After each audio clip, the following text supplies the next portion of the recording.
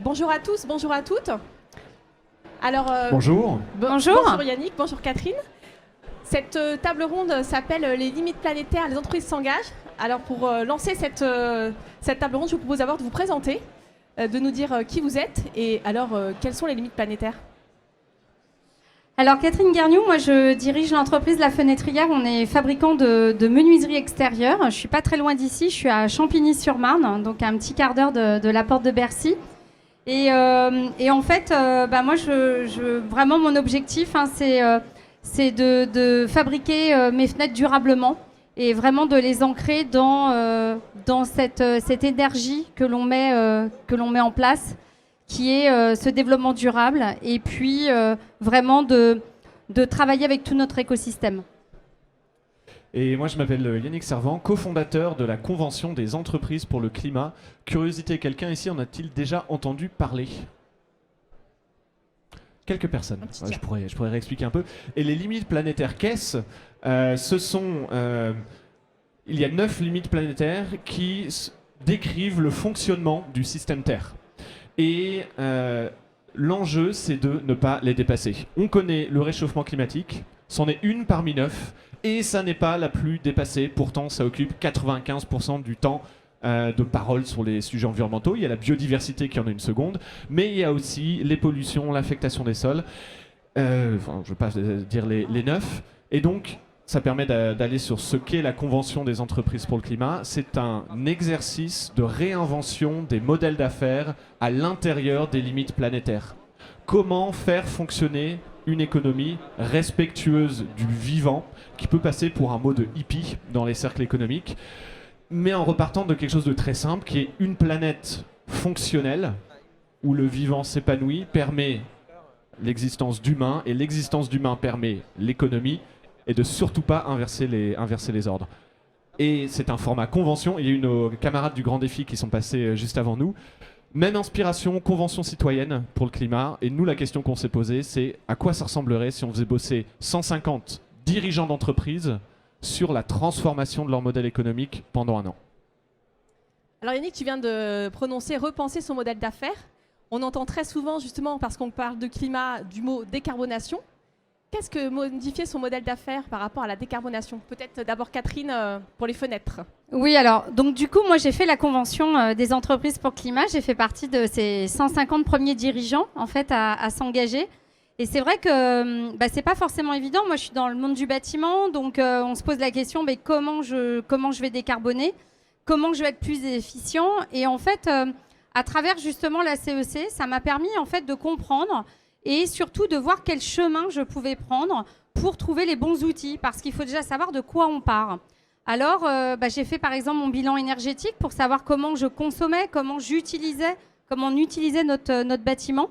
Et puis, très rapidement, on a fait aussi notre bilan carbone pour savoir aussi quels étaient l'impact que l'on avait et où on pouvait travailler avec notre écosystème. Donc on s'aperçoit, nous on est Origine France Garantie, donc on a cette volonté, cette traçabilité de travailler sur des produits français et de fabriquer français. Et on s'aperçoit quand même que les intrants, c'est quelque chose pour nous qui est important en fait dans nos émissions et surtout dans notre impact carbone. Donc en fait le sujet de la décarbonation, je pense que ce qui est important, c'est savoir par rapport à son modèle économique, comment on va pouvoir le transformer, comment on va pouvoir le rendre plus efficient. Et pour compléter ça, il y a vraiment ce qui relève de l'incrémental et ce qui relève du fondamental. Il faut savoir faire les deux, il faut savoir le faire au bon rythme, et il faut savoir commencer par se poser les bonnes questions. C'est pour ça que le format CEC, ça a été 12 jours pleins sur 9 mois, du temps de Catherine et de tous les autres dirigeants.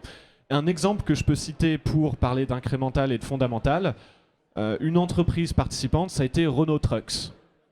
Donc la première marque de camions en France, peut-être en Europe aussi. Et il y a un challenge avec les camions.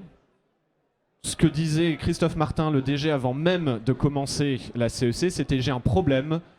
Mon métier, c'est produire des gros camions qui polluent. Donc mon produit fait partie du problème. De l'incrémental, c'est l'électrification des camions. Il a créé un espèce de back market du camion, il fait du reconditionnement de camions. mais ça ne résout pas le problème de la quantité de camions qu'il y a sur la route, des ressources qu'ils consomment. Et par exemple, un camion, ça use la route jusqu'à 10 000 fois plus vite qu'une voiture. Et donc ça a un coût énorme pour les collectivités locales et ça a un coût en termes d'artificialisation des sols qui est aussi incroyable. Donc, en restant dans une logique de mon métier, c'est produire des camions, j'ai pas d'autre solution en termes de modèle économique que d'extraire plus de ressources pour produire et vendre plus de camions. Là, il y a une impasse. Et donc, la réflexion dans le cadre de la CEC, c'est parti d'un dézoom de se dire, en fait, est-ce que mon métier, c'est produire des camions ou est-ce que mon métier, c'est transporter des marchandises ?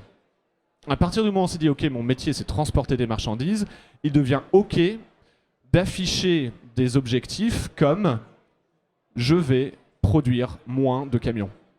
Une photo de Christophe, couverture d'un magazine de transport, il faut produire moins de camions. Comment ça peut marcher économiquement ? En élargissant, en se disant, par exemple, en France, le fret ferroviaire, c'est que 9% du fret total, versus la moyenne de 18% en Europe, versus un maximum de 40% en Autriche. Le fluvial est beaucoup moins utilisé. Avec la CEC, ils ont accueilli une entreprise qui fabrique des vélos cargo électriques. Donc la livraison du dernier kilomètre, ils se disent autant mettre du fluvial par exemple à Paris et du vélo cargo électrique que du camion qui est inefficient en termes d'émissions et de ressources naturelles consommées et de dégradation de biodiversité, toutes ces choses-là. Donc ça, c'est du fondamental, là où l'électrification, le reconditionnement, c'est de l'incrémental et les deux sont nécessaires. Alors, tu viens de parler d'incrémental et de fondamental. Ça laisse penser quand même que ça demande un certain travail au sein de l'entreprise, une réflexion assez poussée.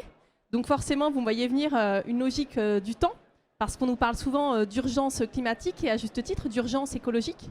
Mais on a beaucoup échangé ensemble sur la notion aussi de prendre le temps. Je vous laisse peut-être Catherine commencer. Oui, alors moi ce que je vous ai pas dit, c'est qu'en fait moi j'ai 14 salariés, donc on est une petite PME. Et effectivement, le temps, c'est quelque chose qui est important dans une PME. Et tu le disais, il y a aussi cette acculturation. Donc, par exemple, vous voyez, sur du pratico-pratique, il faut emmener toute l'équipe. Comment emmener toute l'équipe ? J'ai commencé tout simplement, par exemple, par la fresque du climat. J'ai trouvé que c'était très efficace. Et nous, on travaille aussi beaucoup sur le lean management. Donc, vous voyez, en fait, il faut donner du sens. Et ça, c'est hyper important. Et je pense que c'est vraiment une très belle opportunité. Et c'est la façon aussi dont on va pouvoir changer notre modèle économique. Moi, clairement, j'ai besoin de fabriquer des menuiseries. Et justement, la réflexion qu'a eue Renault Trucks et que j'ai eue aussi à la Fenêtrière, parce que le travail que l'on a fait au bout de cette année d'acculturation avec la CEC, c'est aussi de se dire comment on va transformer notre modèle économique. Eh bien, moi, je me suis dit, le but, alors, ça va être de moins produire de menuiseries, ce qui est complètement décalé par rapport à mon métier, mais de les produire différemment, de les rendre évolutifs dans le temps, de les rendre réemployables et aussi de travailler sur le recyclage de la fin de vie. Donc en fait, vous voyez, on est en train complètement de changer notre mindset. Et je vois également une collègue qui a fait aussi la CEC, Cécile, qui elle est en construction, donc qui est aussi sur un autre format bâtiment que le mien. Et elle est aussi sur comment je vais construire différemment mes logements. Donc en fait, vous voyez, on est vraiment en train de changer complètement notre mode, et ce qui est contre nature quasiment, parce que quand vous êtes un fabricant, votre but c'est de fabriquer et de fabriquer toujours plus. C'est comme ça qu'est basée notre économie actuelle. Et donc on est en train de revoir notre modèle sur comment garder toujours une économie qui soit viable et durable, mais qui demande moins de ressources de matières premières, et donc d'avoir moins d'impact, moins de tension sur les limites, nos ressources planétaires. Voilà. Et sur la notion de rapport au temps, expression qu'on a souvent utilisée, nous, dans la CEC aussi, il est urgent de prendre le temps. Le souci, quand on y va bille en tête, qu'on va trop vite, par exemple, qu'on se dit « je vais traiter la décarbonation d'abord », puis je regarderai le reste, on fait des conneries. On extrait énormément de ressources, par exemple, pour décarboner l'énergie.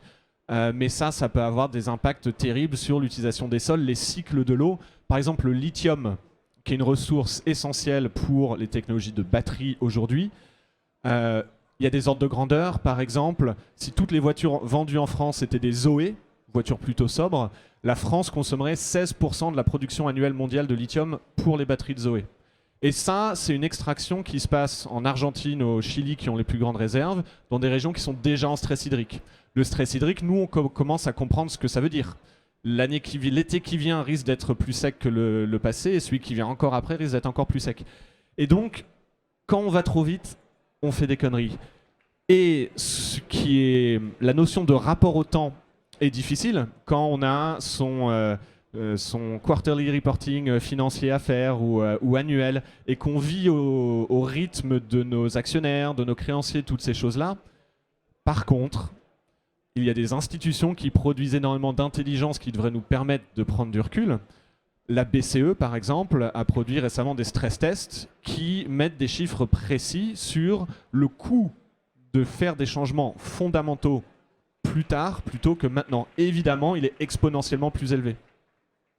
Oui, alors il n'y a pas que des COMEX dans les entreprises. Hein. Quand on est 14, vous pensez bien que c'est vite vu. Mais je te rejoins parce qu'effectivement, à tous les niveaux d'entreprise, en fait, on a besoin de ce temps. On a besoin de ce temps pour ses collaborateurs. On a déjà besoin de ce temps pour nous-mêmes, les chefs d'entreprise. Et donc, pour les collaborateurs, on a besoin de ce temps aussi pour notre écosystème.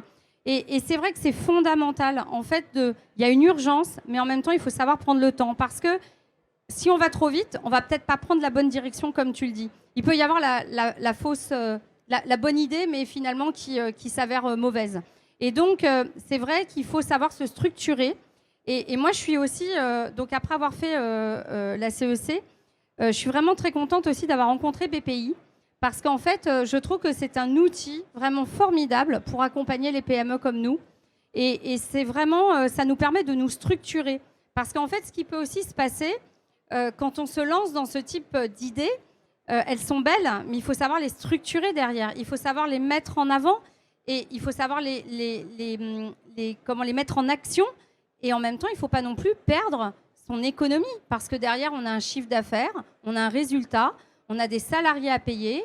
Et donc, il faut quand même faire attention à tout cet écosystème. Et quand on parle d'écosystème, c'est vraiment aussi notre ressource en tant qu'entreprise et voir justement comment cette transformation va rester vertueuse économiquement parlant.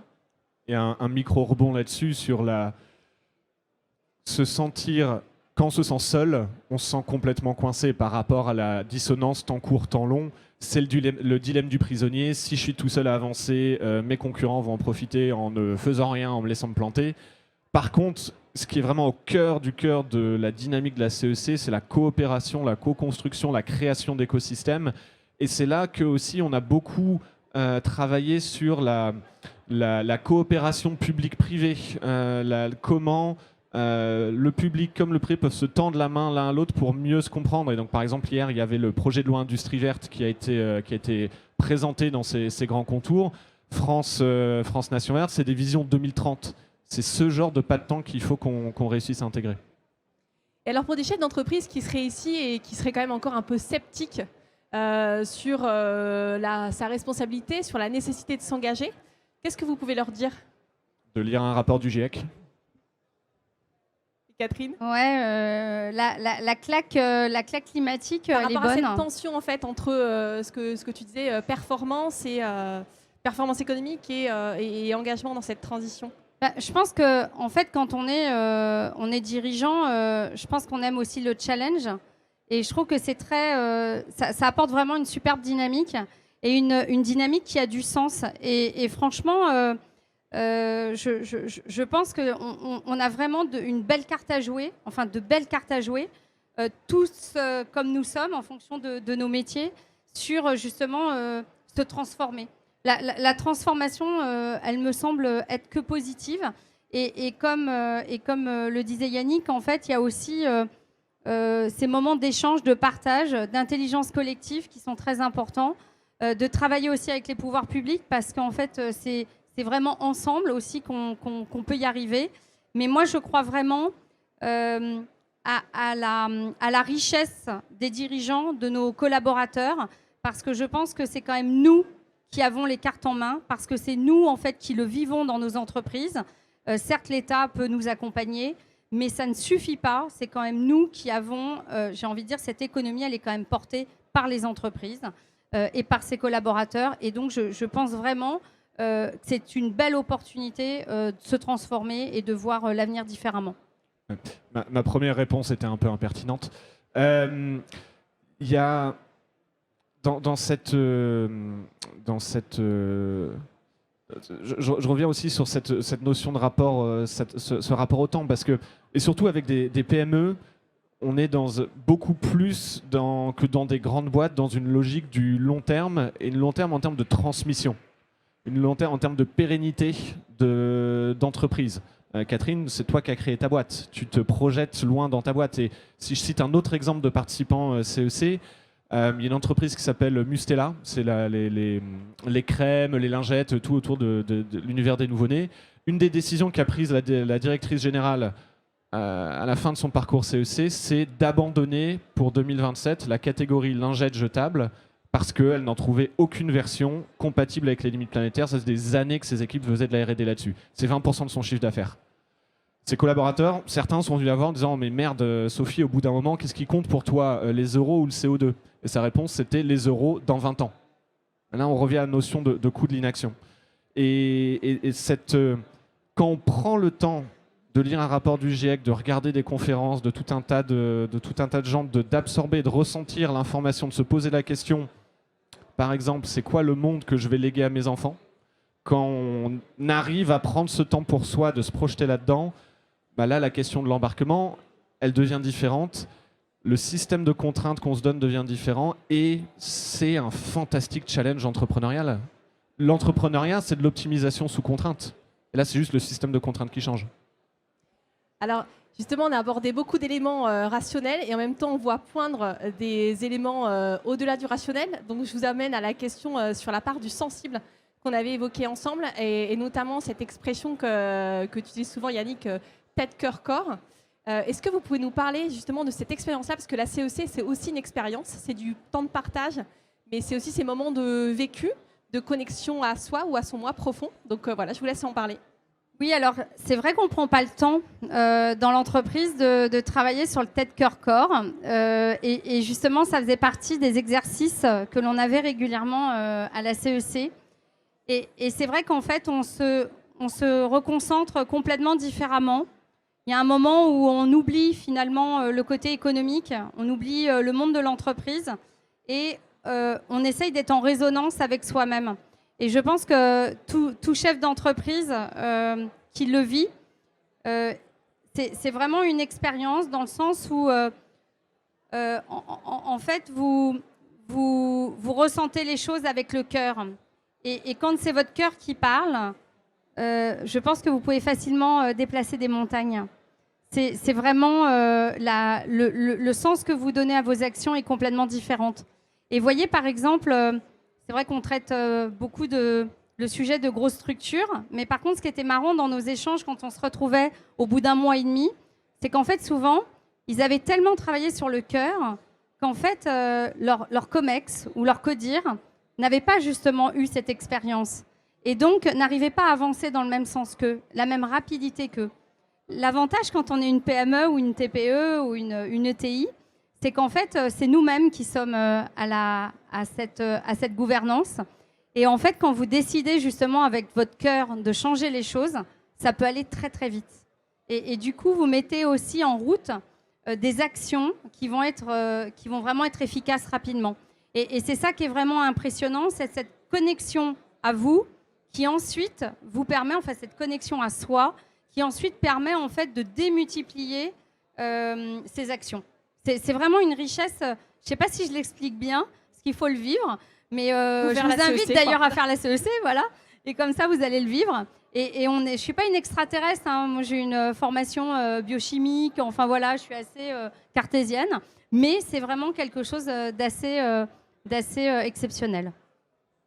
Et c'est nécessaire le fait de s'ouvrir intérieurement. Je fais gaffe aux mots que j'utilise parce qu'on va passer pour je vais réutiliser le mot de hippie, mais en fait, pas du tout. On on est dans un monde industrialisé très mécaniste où c'est la partie du cerveau qui fait fonctionner les feuilles Excel qui a la primeur. Et en même temps, à peu près tout le monde est d'accord sur le fait que les changements qui sont nécessaires sont de l'ordre du fondamental, que ce soit dans le discours économique, que ce soit dans le discours politique. Et la question, c'est comment on fait pour se décoincer. Je parlais du dilemme du prisonnier, pour trouver le courage d'y aller.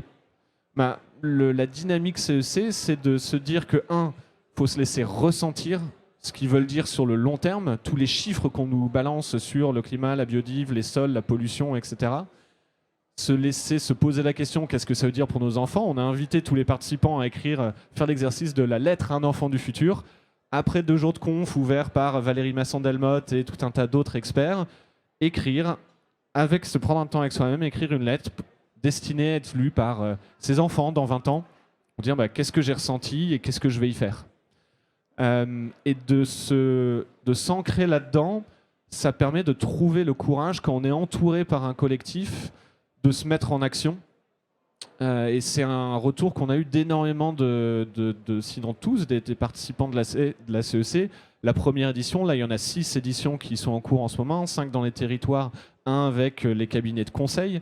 Là on est sur du cerveau feuille Excel++. Et ce fait d'être en collectif, d'oser s'ouvrir, de ressentir les choses et de se rendre compte, en fait les autres, oui ok, c'est difficile pour tout le monde mais on avait tous envie de le faire. Ça permet vraiment, dans notre expérience, la mise en action et le courage d'aller sur des réinventions entrepreneuriales qui sont hyper ambitieuses. Et retour de participants d'entreprises de toute taille, c'est que ça a une capacité à embarquer, à mobiliser les collaborateurs, ça aussi de se sentir tous partie prenante d'un projet de transformation qui a énormément de sens à tous les niveaux. Oui, d'ailleurs, une petite anecdote, c'est vrai que parfois, en rentrant du week-end, parce que c'est un format sur le jeudi, vendredi, samedi, et le lundi matin, quand vous arrivez dans votre entreprise, où en fait, vous avez un changement qui s'est opéré, et parfois, c'est pas forcément facile aussi de l'exprimer auprès de ses collaborateurs, parce qu'en fait, vous avez de nouvelles idées. C'est ça qui est incroyable, c'est qu'en fait, à chaque fois, il y a plein de choses qui arrivent, et du coup, après, c'est justement le transmettre à son équipe. Et c'est là où, en fait, où aussi les échanges avec d'autres dirigeants, c'est riche, parce que c'est dire, tiens, comment toi t'as fait, comment moi, tiens, j'ai fait comme ça. Et c'est vrai que ça nous donne des idées complémentaires. Mais c'est vrai que je pense que pour les collaborateurs, le lundi matin, quand on revenait d'un week-end CEC, c'était quand même un petit peu perturbant pour eux, parce qu'on était vraiment encore sur un mindset qui était complètement différent. Et c'était c'était riche aussi en expérience de voir leur... Et au fil des parcours, au fil des sessions, ils étaient même curieux de savoir ce qui s'était passé durant le week-end. Voilà. Merci beaucoup Catherine, merci Yannick. On arrive déjà au terme de cette table ronde. Et donc on retiendra qu'il faut se connecter au cœur avant de lire le rapport du GIEC. Tout à fait. Tout à fait.